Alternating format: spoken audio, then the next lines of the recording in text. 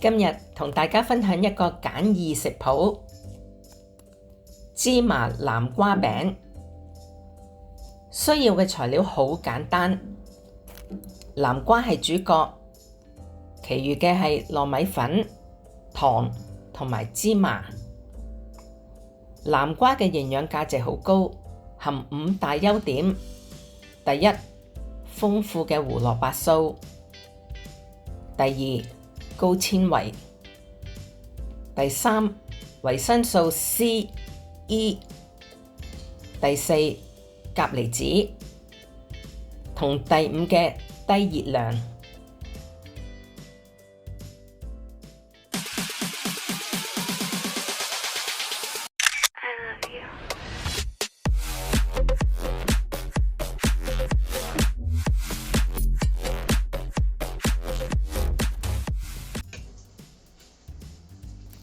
將200g 洗乾淨咗嘅南瓜先去皮，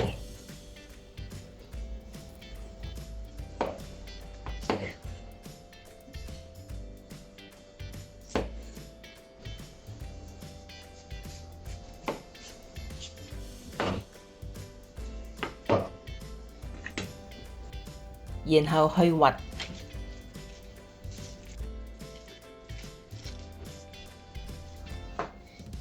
切開一嚿仔一嚿仔，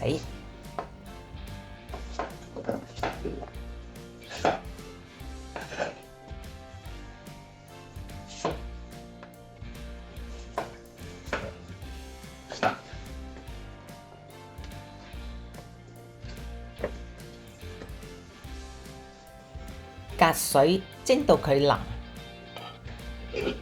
倒咗碟底多餘嘅水。加入20g 嘅砂糖，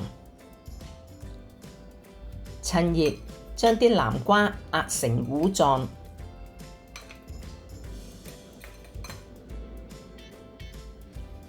將唔辣手嘅南瓜蓉倒入180g 嘅糯米粉度撈勻，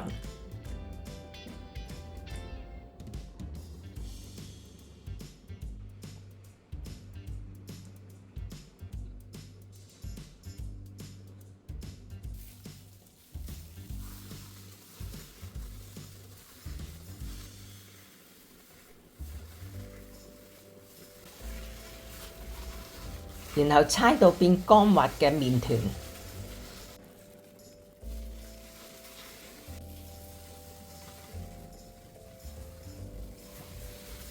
將麵團分成等份大細，搓完，黐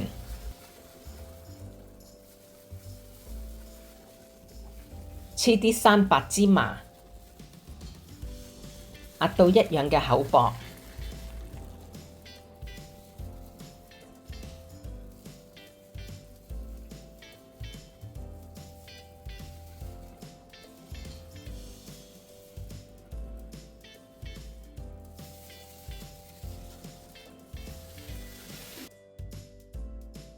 未訂閱嘅朋友，請你哋訂閱同埋撳埋側邊嘅鐘仔。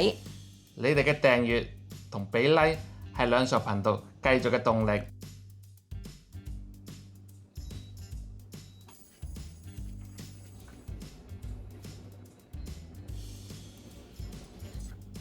喺平底鑊度噴一浸薄油，咁樣除咗可以等佢唔使黐鑊，仲可以鎖水。中細火煎到兩面金黃色。我今日呢幾嚿呢就厚咗啲，如果再壓得薄一啲，煎到佢微微拱起呢就得㗎喇。南瓜雖然對身體有莫大嘅好處，但係對於腎功能不全嘅人、食緊心血管藥物或者影響血鉀水平嘅藥物、對南瓜子過敏嘅人、腸胃不適同糖尿病患者呢一類都要避免食南瓜，因為南瓜裏邊嘅鉀含量較高，有機會令到患者無法有效咁排除過多嘅鉀。而且南瓜含有碳水化合物，雖然血糖生成指數相對較低，但係食用嘅時候呢都係要留意嘅。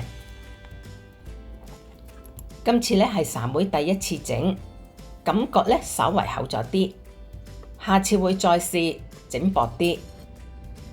三妹會將食譜放喺片尾，有興趣、有時間、啱食嘅朋友不妨一試。